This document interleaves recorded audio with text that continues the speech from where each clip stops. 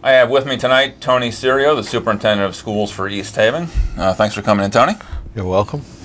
As has been in the papers on TV recently, the budget's the hot topic at this time of year. And I know you asked for a $2.7 million increase in the budget over last year, and the mayor has recommended to the Board of Finance an increase of $750,000. Can you live with that cut? Absolutely not.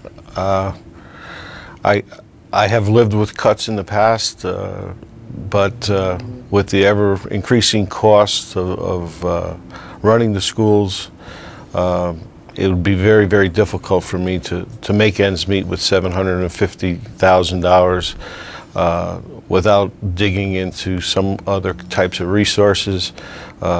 Personnel could be affected, programs could be affected. As I analyzed last night when I presented the payment of bills, we very seldom have a bi-monthly set of bills that is $750. It's usually exceeding $750, more in the area of $850 to $1 million to even $1.5 million in the beginning of the startup year. So $750,000 wouldn't even cover one biweekly bill payment. And in anticipation of the high increasing cost of energy and fuel, I just feel that that amount of money would be insignificant to carry us into the school year. In the past 10 years, there's been increases in the areas of probably the last 7 years, 4.1%. The lowest I had in the last 10 years was 3.6%, and the $750,000 equates to only 1.7.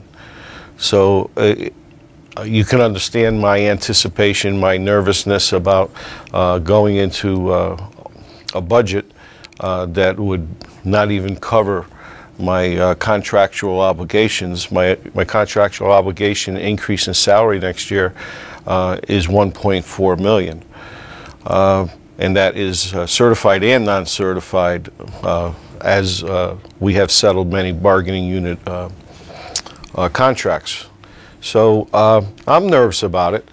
I'm just hoping that we could find a halfway place or a spot in the budget between the mayor and I, the Board of Finance and the Town Council, that is in between what I'm asking, what I've gotten in the past, and where we are right now with the recommendation that the mayor is making.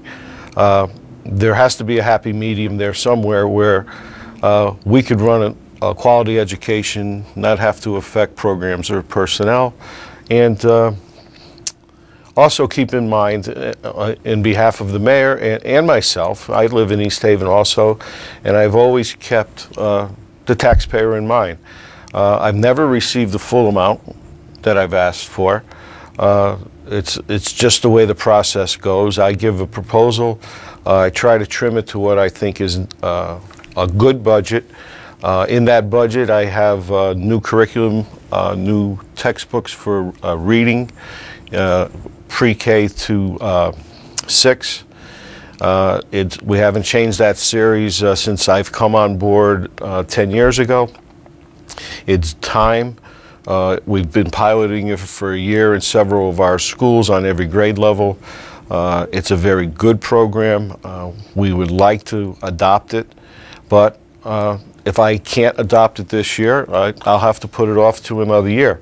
But that's a big item. That's a $300,000 expenditure, of which I've only budgeted $150 this year, because the publisher will allow me to pay for it over a 2-year period.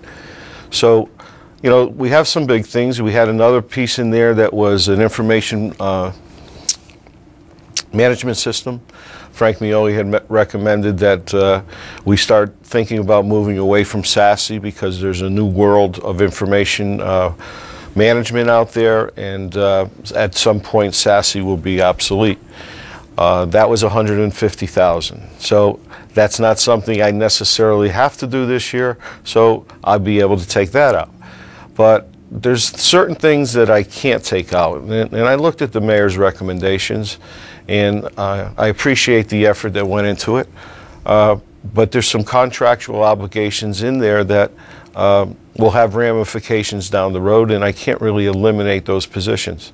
The suggestions that she made that I can eliminate or reduce, I did that. But I still have not been able to reach a $2 million mark.